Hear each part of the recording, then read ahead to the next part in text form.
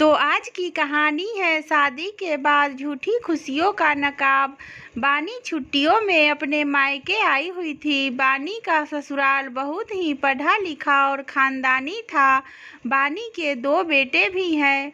बानी जब से मायके आई हुई है तब से उसके पिताजी घर पर जो भी रिश्तेदार आता उनके सामने ससुराल और जमाई राजा की तारीफों के पुल बांधने शुरू कर देते। बानी के पिताजी कहते, हमारी बानी तो बहुत अच्छे खानदान में ब्याही है, ऊपर से भगवान ने उसे 2 बेटों का सुख दिया है और हमारे जमाई जी तो इतने अच्छे हैं कि बानी जिस चीज़ पर हाथ रख देती है वह चीज़ उसे अगले ही दिन मिल जाती है। बानी उन्हें जैसा कहती है वह बिल्कुल वैसा ही करते हैं।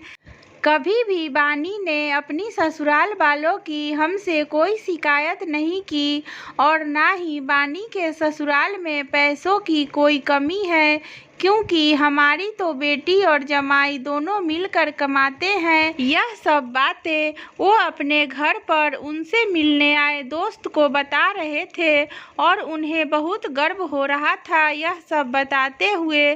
तब बानी के पापा के दोस्त ने कहा, सही कहा आपने भाई जी, आजकल के समय में बेटी को इतना अच्छा घर मिलना किस्मत की बात है।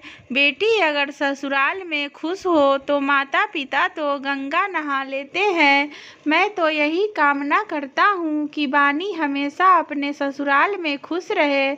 उधर दूसरी ओर अपने पिताजी द्वारा दोस्त के सामने कही जाने वाली झूठी बातें बानी के सीने में चुभन पैदा करके उसे पीड़ा पहुंचा रही थी, क्योंकि उसको वही समझ सकती है, क्योंकि बानी के माता पिता को अपने जमाई में कभी कोई कमी नहीं दिखती, बल्कि वह अपनी बेटी के दुख को देखकर भी उसे अनदेखा कर देते थे।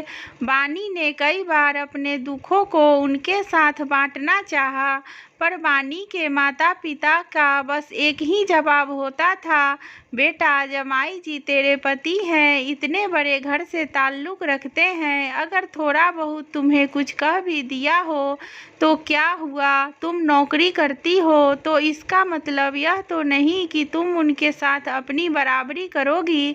तुम एक औरत हो, इसलिए तुम्हें अपने आदमी से डरना पड़ेगा।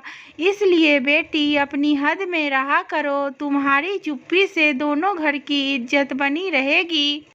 फिर तुम्हारी छोटे भाई के बारे में सोचो, तुम स्वार्थी नहीं हो सकती।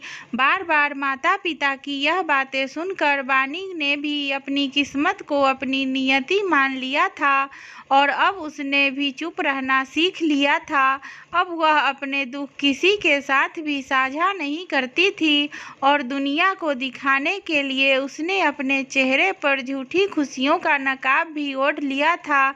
लेकिन आज भी उसकी आत्मा चीख चीख कर खुद से यही सवाल करती है कि इस दुनिया में कौन है जो उसकी दिल की आवाज़ सुनेगा और समझेगा, पर हमेशा उसके पास कोई जवाब नहीं आ पाता। इसलिए अब वह अपनी आत्मा का स्वर भी मौन में परिवर्तित कर चुकी थी। आशा करती हूँ दोस्तों आपको कहानी पसंद आई हो। अगर कहानी पसंद आई हो तो वीडियो को लाइक शेयर और सब्सक्राइब करें। धन्यवाद दोस्तों।